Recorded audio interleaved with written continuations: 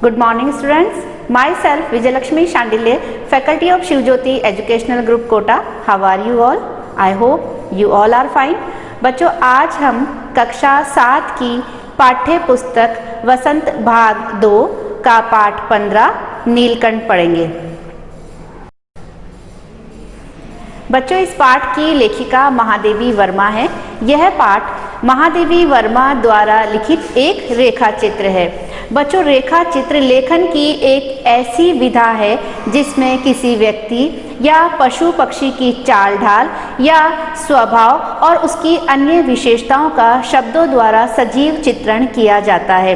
तो बच्चों इस पाठ में भी लेखिका ने एक सुंदर पक्षी का सजीव चित्रण किया है। बच्चों लेखिका महादेवी वर्मा को पशु पक्षियों से बहुत अधिक प्रेम था और यही कारण था कि उन्होंने अपने घर में अनेक पशु पक्षी पाल रखे थे। उन्हीं पशु पक्षियों में से एक बहुत प्यारा और सुंदर सा पक्षी था मोर, और जिसका नाम था नीलकंठ। तो बच्चों आज हम इस पाठ के माध्यम से उसी के विषय में जानेंगे। बच्चों एक उस दिन अतिथि को स्टेशन पहुंचाकर मैं लौट रही थी।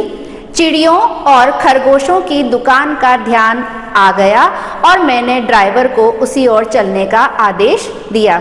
बच्चों लेखिका महादेवी वर्मा को पशु पक्षियों से बहुत प्यार था और एक दिन जब वे अपने किसी मेहमान को स्टेशन छोड़कर वापस आ रही थी तो रास्ते में उन्हें पशु पक्षियों का ध्यान आया और उन्होंने अपने ड्राइवर को किसी दूसरी दिशा की ओर मुड़ने का संकेत किया। बड़े मियाँ चिड़िया वाले की दुकान के निकट पहुंचते ही उन्होंने सड़क पर आकर ड्राइवर को रुकने का संकेत दिया। मेरे कोई प्रश्न करने के पहले ही उन्होंने कहना आरंभ किया, सलाम गुरुजी। बच्चों लेखिका महादेवी वर्मा अपने ड्राइवर को जो एक दुकान वाले हैं जिनका नाम है बड़े मियाँ चिड़िया वाले, यानी कि जो बड़े मियाँ चिड़िया वाले हैं इनकी दुकान है पशु पक्षी बेचने की।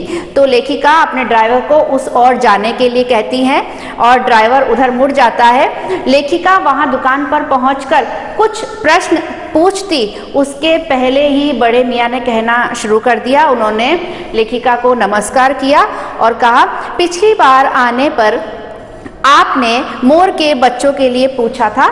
शंकरगढ़ से एक चिड़ीमार 2 मोर के बच्चे पकड़ लाया है। एक मोर है, एक मोरनी। आप पाल लें, मोर के पंजों से दवा बनती है। सो ऐसे ही लोग खरीदने आए थे। आखिर मेरे सीने में भी तो इंसान का दिल है। मारने के लिए ऐसी मासूम चिड़िया को कैसे दूं? टालने के लिए मैंने कह दिया गुरुजी ने मंगवाए हैं। बच्चों जब लेखिका उसकी दुकान पर पहुंचती है तो वो उनको नमस्कार करके कहता है कि पिछली बार जब आप मेरी दुकान पर आई थी तो आपने मोर के लिए मुझसे कहा था। तो शंकरगढ़ से एक चिड़ीमार, चिड़ीमार का अर्थ होता है चिड़ियों को मारने वाला। तो जो एक मारने वाला या उनको पकड़ने वाला, शिकार करने वाला, तो एक चिड़ीमार जो है वो मेरे पास आया और 2 मोर के बच्चे मुझे दे गया है, जिसमें एक मोर है और एक मोरनी है, और आप इनको ले जा सकती हैं क्योंकि आपने मुझसे कहा था। और साथ ही वह ये भी बताता है कि उसके पास कुछ लोग ऐसे भी आए थे जो उन मोर को खरीदना चाहते थे। और वो किस लिए खरीदना चाहते थे?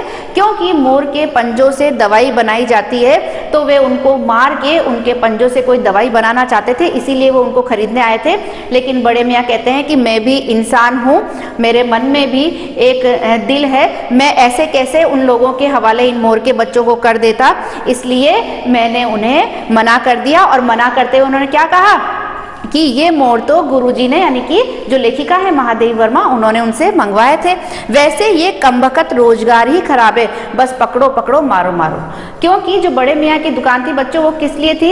पशु पक्षी बेचने वालों की उनकी दुकान थी, और जो उनके पास जो पशु पक्षी लेके आते थे या जो खरीदने आते थे वो कई इसलिए भी आते थे कि वो जैसे शिकार करके लाते थे और जो दूसरे खरीद के ले जाते थे वो उनको मार के उनसे कोई दवाई बनाते थे या उनको खाने के काम में लिया करते थे। तो उनकी जो दुकान थी, हालांकि उनका काम यही था, लेकिन क्या करे, वो उनकी भी मजबूरी थी, पेट पालने के लिए उनको ये काम करना पड़ता था। बच्चों आप इसी फर्स्ट पेज पर हमारा पहला आंतरिक प्रश्न आप लिख लीजिए। बड़े मियाँ ने दोनों पक्षियों को क्यों नहीं बेचा था। मैं एक बार फिर से रिपीट कर रही हूँ। पहला आंतरिक प्रश्न है, बड़े मियाँ ने दोनों पक्षियों को क्यों नहीं बेचा था। बच्चों इसका आंसर भी इसी पेज पर सेकंड पैराग्राफ की 5th लाइन, सेकंड पैराग्राफ की 5th लाइन में आप आ जाइए। मोर के पंजों। बच्चों यहाँ पर आप ब्रैकेट बना लीजिए, यह हमारे पहले आंतरिक प्रश्न का उत्तर है। मोर के पंजों से दवा बनती है, सो ऐसे ही लोग खरीदने आए थे। आखिर मेरे सीने में भी तो इंसान का दिल है, मारने के लिए ऐसी मासूम चिड़िया को कैसे दूं। बच्चों यहाँ पर आप ब्रैकेट क्लोज कर लीजिए, यह पहले आंतरिक प्रश्न का उत्तर है। बड़े मियाँ के भाषण की तूफान मेल के लिए कोई निश्चित स्टेशन नहीं है। सुनने वाला थक कर जहाँ रोक दे वहीं स्टेशन मान लिया जाता है। इस तथ्य से परिचित होने के कारण ही मैंने बीच में उन्हें रोककर पूछा, मोर के बच्चे हैं कहाँ। बड़े मियाँ के हाथ के संकेत का अनुसरण करते हुए मेरी दृष्टि एक तार के छोटे से पिंजड़े तक पहुंची, जिसमें तीतर के समान 2 बच्चे बैठे थे। पिंजड़ा इतना संकीर्ण था कि वे पक्षी शावक जाली के गोल फ्रेम में किसी जड़े चित्र के जैसे लग रहे थे। मेरे निरीक्षण के साथ साथ बड़े मियाँ की भाषण में चली जा रही थी। बच्चों जब लेखिका उन बच्चों को जो मोर के बच्चे थे उनकी तरफ उनकी दृष्टि जाती है, लेकिन जो बड़े मियाँ थे वो जब बोलना शुरू करते थे तो रुकने का नाम ही नहीं लेते थे। लगातार वे बोलते ही जा रहे थे। इसीलिए लेखिका उनकी बात को बीच में काटते हुए उनसे पूछती है कि मोर के बच्चे कहाँ हैं। तो बड़े मियाँ अपने हाथ से इशारा करते हैं और जब लेखिका की दृष्टि उस ओर जाती है तो वो देखती है कि वे जो 2 शावक का अर्थ होता है पक्षी शावक यानी पक्षी के बच्चे, बहुत छोटे बच्चे, तो उनकी दृष्टि जाती है तो देखती हैं कि एक बहुत छोटा सा संकीर्ण का अर्थ होता है बहुत सकड़ा सा, बहुत छोटा सा एक पिंजरा है जिसमें वो दोनों शावक के बच्चे यानी पक्षी के बच्चे हैं और वो ऐसे लग रहे हैं जैसे कि जो फोटो फ्रेम होता है ना उसमें कोई चित्र लगा दिया गया हो, क्योंकि वो बहुत छोटा था, वो उसमें पूरी तरह से आ भी नहीं रहे थे।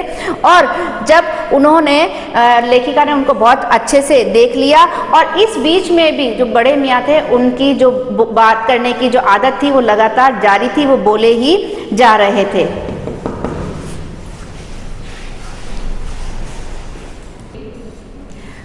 बारहा कहा, भाई जरा सोच तो, अभी इनमें मोर की कोई खासियत भी है कि तू इतनी बड़ी कीमत ही मांगने चला। पर वह मुंजी क्यों सुनने लगा, आपका ख्याल करके अस्ता पस्ता कर देना ही पड़ा। अब आप जो मुनासिब समझें। अस्तु 30 चिड़ी मार के नाम के और 5 बड़े मियाँ के ईमान के देकर जब मैंने वह छोटा पिंजरा कार में रखा तब मानो वह जाली के चौकटे का चित्र सजीव हो गया। दोनों पक्षी शावकों के छटपटाने से लगता था मानो पिंजरा ही सजीव और उड़ने योग्य हो गया है। बच्चों जब लेखिका बड़े मियाँ से उन दोनों पशु पक्षियों का मोल भाव करती हैं तो वो बताते हैं कि उन्होंने चिड़ीमार से 30 रुपये में वो खरीदे थे। हालांकि उन्होंने बहुत उनको समझाया लेकिन वो नहीं माना और 30 रुपये में देके गया। तो लेखिका भी बड़े मियाँ को 30 रुपये तो उन मोर के बच्चों के और 5 रुपये एक तरह से बख्शीश के रूप में वो बड़े मियाँ को देती है, यानी कि 35 रुपये में वो उनके मोर के जो बच्चे होते हैं उनको खरीद लेती है और पिंजरे को अपनी कार में रखवा देती हैं। घर पहुंचने पर सब कहने लगे तीतर है, मोर कहकर ठग लिया है। कदाचित अनेक बार ठगे जाने के कारण ही ठगे जाने की बात मेरे चिढ़ जाने की दुर्बलता बन गई है। बच्चों जब लेखिका अधिकांशतः उस बड़े मियाँ की दुकान से पशु पक्षी खरीद कर ले जाती थी और जब वो घर जाकर उनका भाव मोल बताती थी ना कि इतने रुपए में लाई हैं, तो घर के सारे सदस्य जो हैं वो उनको हमेशा चिढ़ाया करते थे कि बड़े मियाँ तुम्हें ठगते हैं। और उन सब की ये बात सुनकर लेखिका को झुंझलाहट भी आती थी, वो चिढ़ भी जाती थी। और क्योंकि सारे जब घर के सदस्यों ने देखा ना कि लेखिका जो 2 मोर के बच्चे लाई हैं तो कहते हैं कि ये मोर के बच्चे कम तीतर के बच्चे ज़्यादा लग रहे हैं। और इससे जो लेखिका का मन है वो थोड़ा सा अप्रसन्न भी हो जाता है और अप्रसन्न होकर वो कहती हैं कि मोर के क्या सुरखाब के पर लगे हैं तो पक्षी ही चिढ़ा दिया जाने के कारण ही संभवतः उन दोनों पक्षियों के प्रति मेरे व्यवहार और यत्न में कुछ विशेषता आ गई। तो लेखिका भी उनको पलट के जवाब देती है कि मोर के क्या कोई विशेष होता है क्या, कुछ मोर है तो वो भी चिड़ी का बच्चा ही, तो कोई बात नहीं। और इसी कारण जो घर के सदस्य उसके बारे में, मोर के बच्चों के बारे में बोलते हैं ना कि तीतर जैसे लगते हैं, और यही कारण होता है कि लेखिका का व्यवहार भी उनके प्रति कुछ विशेष हो जाता है। पहले अपने पढ़ने लिखने के कमरे में उनका पिंजड़ा रखकर उसका दरवाजा खोला, फिर 2 कटोरों में सत्तू की छोटी छोटी गोलियां और पानी रखा। वे दोनों चूहेदानी जैसे पिंजड़े से निकलकर कमरे में मानो खो गए। बच्चों, लेखिका ने उन दोनों को अपने कमरे में ही रखा, यानी कि जो उनका पिंजरा था उसे अपने कमरे में ले गई। उनका जो पढ़ने लिखने का कमरा था ना, जिसमें वो लेखन कार्य किया करती थी, उसी में वो ले गई और वहाँ ले जाकर उन्होंने जो पिंजरे का दरवाज़ा था उसको खोल दिया और फिर दोनों के लिए 2 कटोरी में सत्तू, यानी कि आटे का सत्तू बनाते ना हम लोग, 2 कटोरी में उन्होंने आटे की सत्तू की छोटी छोटी गोलियां बनाकर रख दी, पानी भी रख दिया। और वे दोनों, अब एक तो वो पिंजरा बहुत छोटा था जिसमें वो समाते भी नहीं थे, और आज जब लेखिका उसे अपने कमरे में ले गई थी तो वो दोनों चूहेदानी के समान छोटे उस पिंजरे से निकलकर लेखिका के बहुत बड़े कमरे में आ गए थे और उस कमरे में पहुंचकर अपने आप को बहुत आज़ाद वो महसूस कर रहे थे। और ऐसा लग रहा था जैसे कि कहाँ तो छोटा सा पिंजरा और कहाँ इतना बड़ा कमरा, जिसमें कि वो मोर के दोनों जो शावक थे वो एक तरह से खो गए लग रहे थे। कभी मेज के नीचे घुस गए, कभी अलमारी के पीछे। अंत में इस लुका छिपी से थककर उन्होंने मेरे रद्दी कागजों की टोकरी को अपने नए बसेरे का गौरव प्रदान किया। 2-4 दिन वे इसी प्रकार दिन में इधर उधर गुप्त वास करते और रात में रद्दी की टोकरी में प्रकट होते रहे। फिर आश्वस्त हो जाने पर कभी मेरी मेज पर, कभी कुर्सी पर और कभी मेरे सिर पर अचानक आविर्भूत होने लगे। खिड़कियों में तो जाली लगी थी पर दरवाज़ा मुझे निरंतर बंद रखना पड़ता था। खुला रहने पर चित्रा, मेरी बिल्ली, इन नवागंतुकों का पता लगा सकती थी और तब उसके शोध का क्या परिणाम होता यह अनुमान करना कठिन नहीं है। बच्चों, जब वे लेखिका के कमरे में पहुंचे तो कभी तो वे लेखिका की मेज़ पर चढ़ जाते और कभी उनकी कुर्सी पर चढ़ जाते थे, यानी कि कभी अलमारी के पीछे वे छुप जाते थे।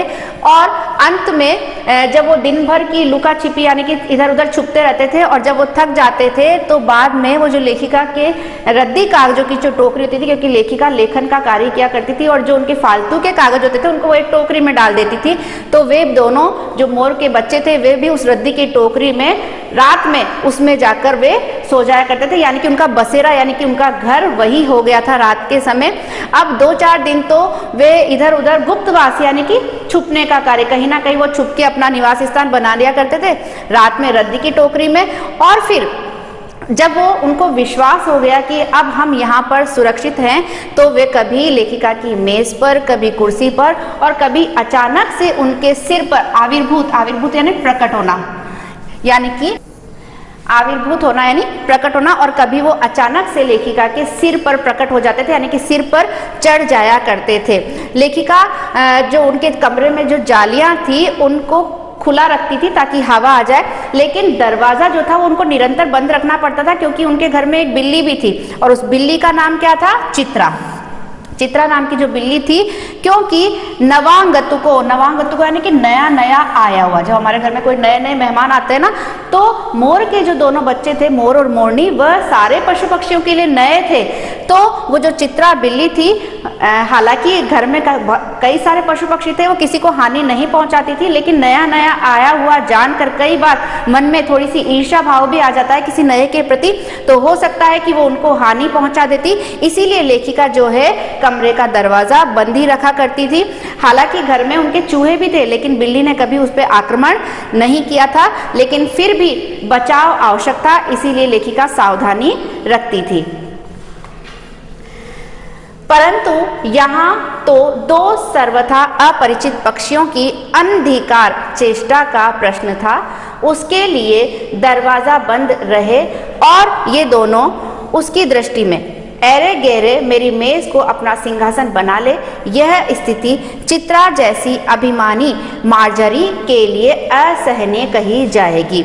बच्चों, क्योंकि उसके लिए यह सहन करना असंभव था कि कोई दूसरा यहाँ पर आकर जो लेखिका की जो मेज थी उसको अपना सिंहासन बना ले, क्योंकि अब तक तो वह लेखिका के बहुत नज़दीक रहा करती थी और अब उसको ये चीज़ असहनीय हो रही थी, वो सहन नहीं कर पा रही थी कि कोई और लेखिका के इतने नज़दीक रहे। इसीलिए लेखिका को लग रहा था कि इन दोनों शावकों को बिल्ली से खतरा है। मार्जरी का अर्थ होता है मादा बिल्ली। जब मेरे कमरे का कायाकल्प चिड़िया खाने के रूप में होने लगा, तब मैंने बड़ी कठिनाई से दोनों चिड़ियों को पकड़कर जाली के बड़े घर में पहुंचाया, जो मेरे जीव जंतुओं का सामान्य निवास है।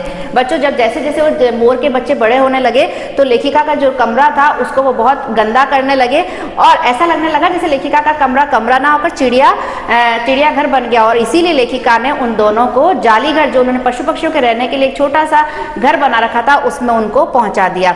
दोनों नवागंतुकों ने पहले से रहने वालों में वैसा ही कौतूहल जगाया जैसा नववधु के आगमन पर परिवार में स्वाभाविक है। बच्चों, जैसे ही वो दोनों नए नए मेहमान उस चिड़ियाघर में पहुंचे तो सबके कौतूहल का, जिज्ञासा का विषय बन गए थे और उनका स्वागत उसी प्रकार किया गया जैसे घर में जब नववधु यानी नई दुल्हन जब आती है तो उसका जैसे स्वागत किया जाता है ना, और सब में एक अलग ही उत्साह होता है, जिज्ञासा होती है, वैसा ही उत्साह और जिज्ञासा उन अन्य पशु पक्षियों में उन दोनों मोर और मोरनी के प्रति था। लक्का कबूतर नाचना छोड़कर दौड़ पड़े और उनके चारों ओर घूम घूम कर गुटरगू की रागनी अलापने लगे। बड़े खरगोश सभ्य सभासदों के समान क्रम से बैठकर गंभीर भाव से उनका निरीक्षण करने लगे। ऊन की गेंद जैसे छोटे खरगोश उनके चारों ओर उछल कूद मचाने लगे। तोते मानो भली भांति देखने के लिए एक आंख बंद करके उनका परीक्षण करने लगे। उस दिन मेरे चिड़ियाघर में मानो भूचाल आ गया और लेखिका के जो जाली घर में कई सारे जो पशु पक्षी थे उनमें लक्का कबूतर जो था वो भी नाचना छोड़कर इधर उधर दौड़ने लगा और जो गुटरगू की वो आवाज निकालने लगा। जो बड़े खरगोश थे वो बहुत ही सभ्य, जो सभासद होते हैं ना, सभा में बैठने वाले जो लोग होते हैं उनके समान एक कतार में बैठ गए और जो छोटे खरगोश थे वे ऊन की गेंद के समान उन दोनों के चारों ओर उछलने कूदने लगे। और जो तोता था वो भी अपनी एक आंख को बंद करके बहुत ही पैनी नजर से उनका निरीक्षण कर रहा था, यानी उनको देख रहा था। धीरे धीरे दोनों मोर के बच्चे बढ़ने लगे। उनका कायाकल्प वैसा ही क्रमशः और इल्ली से तितली का बनना, यानी कि धीरे धीरे वो मोर के जो बच्चे थे वो बड़े होने लगे थे और जब जो तितली जब वो इल्ली से निकलती है तो बहुत अजीब सी दिखती है, लेकिन जैसे जैसे वो बड़ी होती है बहुत ही सुंदर दिखने लगती है। और वो दोनों मोर के जो बच्चे थे, मोर और मोरनी, वह भी अब बड़े होकर बहुत ही सुंदर दिखने लगे थे। मोर के सिर की कलगी और सघन ऊंची तथा चमकीली हो गई। बच्चों, मोर के सिर पर आपने देखी होगी कलगी होती है। जैसे जैसे वो मोर बड़े हो रहे थे, जो उनकी कलगी थी सिर की वो बहुत ही सघन यानी घनी, सघन का अर्थ होता है घनी, बहुत ही घनी, ऊंची और चमकीली हो रही थी। और चोंच अधिक बंकिम और पैनी हो गई। गोल आंखों में इंद्रिनी की नीलाभ द्युति झलकने लगी। लंबी नील हरित ग्रीवा की हर भंगिमा में धूप चाही तरंगे उठने गिरने लगी। दक्षिण वाम दोनों पंखों में सलेटी और सफेद आलेखन स्पष्ट होने लगे। पूंछ लंबी हुई और उसके पंखों पर चंद्रिकाओं के इंद्रधनुषी रंग उद्दीप्त हो उठे। रंग रहित पैरों को गर्वीली गति ने एक नई गरिमा से रंजित कर दिया। उसका गर्दन ऊंची कर देखना, विशेष भंगिमा के साथ उसे नीची कर दाना चुगना, पानी पीना, टेढ़ी कर शब्द सुनना आदि क्रियाओं में से जो सुकुमारता और सौंदर्य था उसका अनुभव देखकर ही किया जा सकता है, गति का चित्र नहीं आंका जा सकता। बच्चों, इस पैराग्राफ में मोर की सुंदरता का वर्णन किया गया है कि जैसे जैसे मोर बड़ा हो रहा था वो बहुत ही सुंदर दिख रहा था, उसकी कलगी बहुत सुंदर चमकीली घनी हो गई थी और जो चोंच है वह भी, उसकी चोंच भी कैसी लग रही थी, बहुत बंकिम। बंकिम का अर्थ होता है, बंकिम का अर्थ होता है टेढ़ा, यानी कि उसकी जो चोंच थी वो टेढ़ी और बहुत पैनी यानी कि तीखी हो गई थी और उसके जो पंख थे उन पर आलेखन। आलेखन का अर्थ होता है बच्चों चित्रकारी, जैसे चित्र बनाते हैं ना, चित्रलेखन। तो यानी कि कोई जैसे ऐसा लग रहा था जो उसके पंखों पर जो डिज़ाइन बन रही थी वो चित्र के समान प्रतीत हो रही थी और उनका जो रंग था, उसके पंखों में जो चंद्रमा के समान अर्धचंद्राकार जो डिज़ाइन बनी हुई थी वह इंद्रधनुषी रंगों के समान नज़र आ रही थी और धीरे धीरे जो उसकी गर्दन थी वह भी बहुत ही लंबी और नीली आभा लिए हो गई थी और वह विशेष भंगिमा, भंगिमा का अर्थ होता है मुद्रा, विशेष मुद्रा के साथ कभी वो अपनी गर्दन को, लंबी जो उसकी गर्दन थी जो नीली आभा लिए हुए थी उसको नीचा करके कभी दाना चुगता, पानी पीता और टेढ़ी करके इधर उधर वो घूमा करता था, यानी कि वो देखने में अब बहुत ही सुंदर प्रतीत होने लगा था। मोरनी का विकास मोर के समान चमत्कारिक तो नहीं हुआ, परंतु अपनी लंबी धूप छाई गर्दन, हवा में चंचल कलगी, पंखों की शाम श्वेत पत्र लेखा, मंथर गति आदि से वह भी मोर की उपयुक्त सहचारिणी होने का प्रमाण देने लगी। सहचारिणी का अर्थ होता है साथ रहने वाली, सहगामी। बच्चों, आप भी जानते हैं कि मोरनी जो है वो मोर जितनी सुंदर तो नहीं होती है, लेकिन फिर भी जो उसकी सहगामिनी जो थी, जो उसके साथ रहा करती थी मोरनी, वह भी अब धीरे धीरे पहले से अधिक सुंदर होने लगी थी। नीलाभ ग्रीवा के कारण मोर का नाम रखा गया नीलकंठ और उसकी छाया के समान रहने के कारण मोरनी का नामकरण हुआ राधा। बच्चों, जैसे मैंने आपको बताया कि जो मोर था उसकी जो गर्दन थी वो धीरे धीरे लंबी और बहुत ही सुंदर हो रही थी, नीली आभा लिए उसकी गर्दन थी और नीली आभा लिए होने के कारण ही उस मोर का नाम रखा गया नीलकंठ। और जो मोरनी थी जो हमेशा एक छाया की तरह उसके साथ रहा करती थी और इसीलिए उसका नामकरण किया गया राधा, यानी मोरनी का नाम क्या रखा गया? राधा। मुझे स्वयं ज्ञात नहीं कि कब नीलकंठ ने अपने आप को चिड़ियाघर के निवासी जीव जंतुओं का सेनापति और संरक्षक नियुक्त कर लिया। सवेरे ही वह सब खरगोश, कबूतर आदि की सेना एकत्र कर उस ओर ले जाता जहां दाना दिया जाता है और घूम घूम कर मानो सबकी रखवाली करता रहता। किसी ने कुछ गड़बड़ की और वह अपनी तीखे चंचू प्रहार से उसे दंड देने दौड़ा।